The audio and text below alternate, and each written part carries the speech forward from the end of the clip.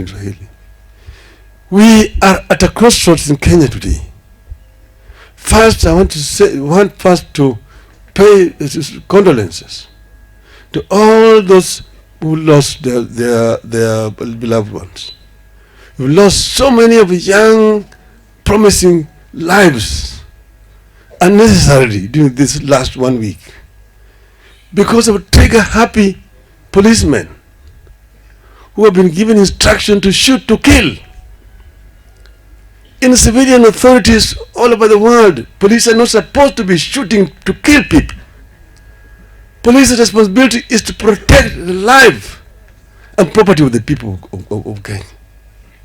But a police officer who goes out and becomes rogue and begins to shoot aimlessly is a criminal who needs to be dealt with in accordance with the law.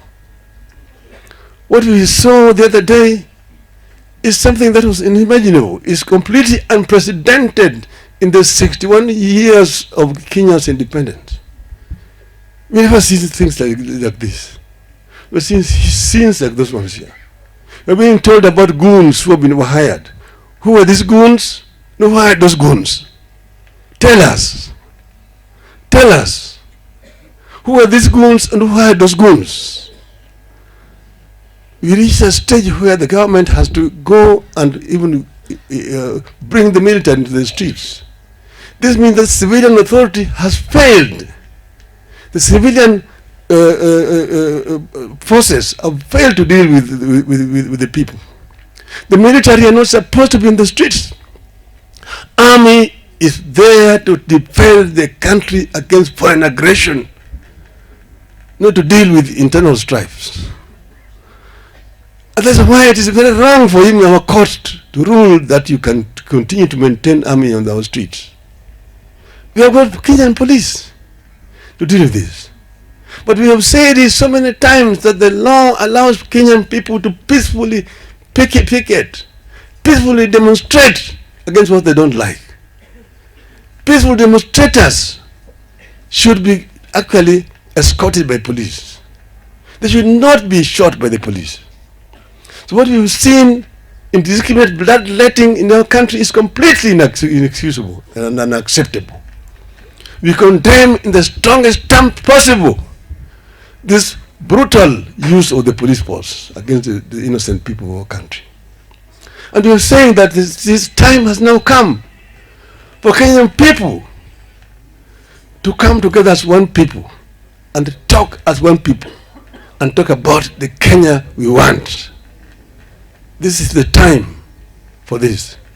We are going to talk about the details of those engagement in the coming weeks. But we want to say that our people should continue to remain firm. God is with us. And if God is with us, who can be against us? Thank you very much. We must open our eyes. Yesterday, Ruto signed some financial instruments which show very clearly that the country is heading in the wrong direction. He has told the whole world, and more particularly Kenya, that he is not going to fulfill the promises that he gave to the country because he was living in a dream world.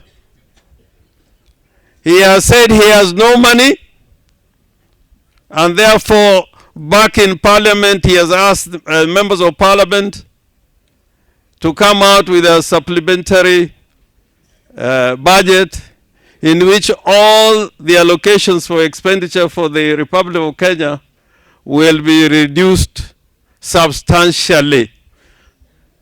So that Mama Mboga, if you had any hopes from Ruto, that hope is dead, because he's telling you he has no money. If he promised you a job, know that that job is not there because he has no money. Ruto is saying he's giving people jobs out there in other countries as he's recruiting people to go to other countries.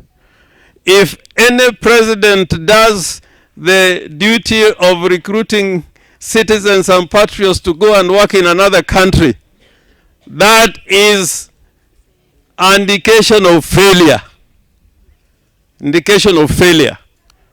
So I think for those who did not know that Kenya Kwanza was based on a hypocrisy, on a big lie to the people of Kenya, now you are seeing it today. I was seeing yesterday when in one of the newspapers, they are now giving the correct figures of the Azimio members of parliament. They are now acknowledging that Azimio had more MPs in parliament more than Kenya Kwanza. But he bought some of our MPs. So without a majority in parliament and without legitimacy, I don't know how Ruto is going to manage to govern. And any leader, if it reaches a moment where you have to be protected by the military, it means your time is up.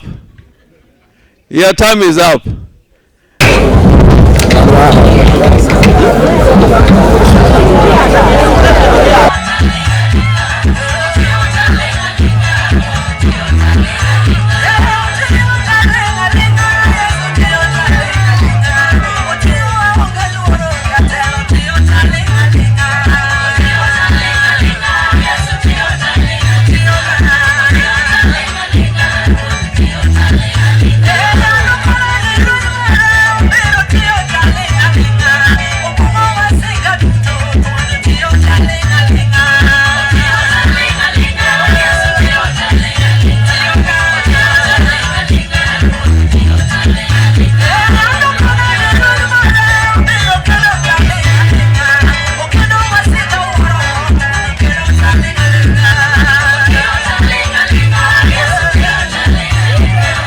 Raila Odinga ne ka obiro nikech ma achiel kuom generals mage Raila Odinga wagoni to ruodh goro moko kawuono ma bang'e kaka Opiyo Wandayi owachonwa kan bang'e nobedo executive director otiyo e council of elders ng'ani nyari momiyo koro president marwa obiro kae. Kipenjo joma ng'eny kama ugolo nitie oginyal ng'eyo to kawuok kamano kabisa mwana mami lwete sasa musmus unarani bia tiga kilemo no mujimos mama rosi malo moni fuano manani kamano contact me ogay code interview one to clear last year the late Willis Otonde Opiyo Otonde one corridor Jaduong Opiyo Otonde ka Lilian Opiyo Lilian ni enemichungi mene Kisumu County Luo Council of Waya Mano Board of Trustee Chairman Injigawa Waya kama intie Kamano inalo biro ka Adase kofa Madini mpunga ya matoma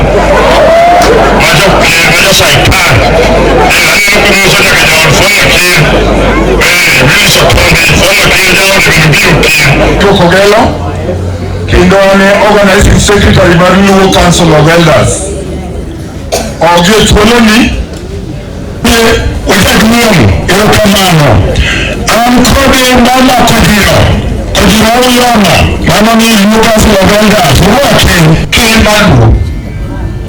Tusakore pengine mana waparo ni erokamano mang'eny uyu oblokati no matamaka tadwaro ni one teroro kigiduto achiel kod jaduong' kod kachiel kod mama kadi biro agani wapatoni jaduong' kichung' mang'eny awuoyo gitwolo ni kulie nado luongo moluor jaduong' ker odonge joknyari osepo gik mang'eny kendo jotane dalane ka boabodo kaka nyithindo gi famili koka onge gimane wacho kuom jaduong' nyadhi nikech osiepna mauloyo kendo nikech wamodogo kendo wagogo mbaka koro nyathi kowo nyadhi an awacho e piny mangima urwake An kod jaduong' Richard Okoth en jakom mar Siaya chande rabur kacha. Jaduong' Charles ma jaduong' maduong' ahinya ofis mar Luo Council of Elders. Jaduong' Charles Ondore chung' mar yudo. Ka Nyasaye ochiko ni kom moro ni yudi kata ohandi moro nodhi maber, ka Nyasaye ochiki to nyaka timre. Gima Nyasaye opogore ni Nyasaye pod otelo n'oganda maluo kendo jo Kenya. Kendo kama Raila Amolo Odinga biro donje, Nyasaye emong'eyo. Kama kod ofis. Jaduong' Kasuku, Bishop Kasuku chungi fua kuma intieno. Mano e jakom Luo Council of Elders e Kisumu.